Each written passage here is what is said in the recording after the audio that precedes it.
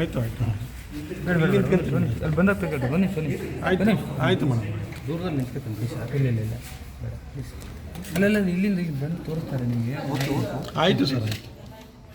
ಇಲ್ಲಿ ತೆಗೀರಿ ಅಂತ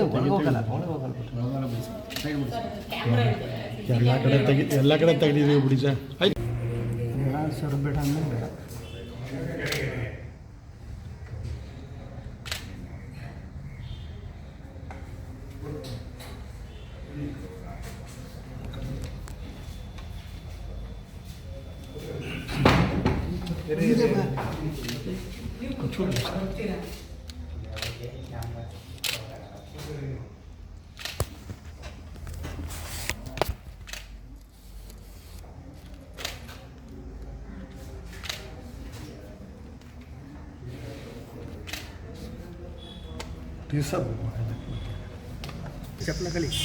ಲೋಕಸಭೆಗೆ ಮತ್ತೊಮ್ಮೆ ಚುನಾವಣೆ ನಡೀತಾ ಇದೆ.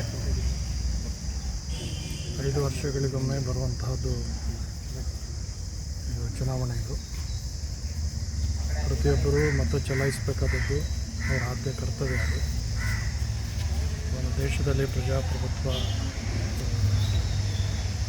ಸುವ್ಯವಸ್ಥಿತವಾಗಿ ನಡೀಬೇಕಾದ್ರೆ ಜನರ ಅಭಿಪ್ರಾಯ ಮುಖ್ಯವಾದಂಥದ್ದು.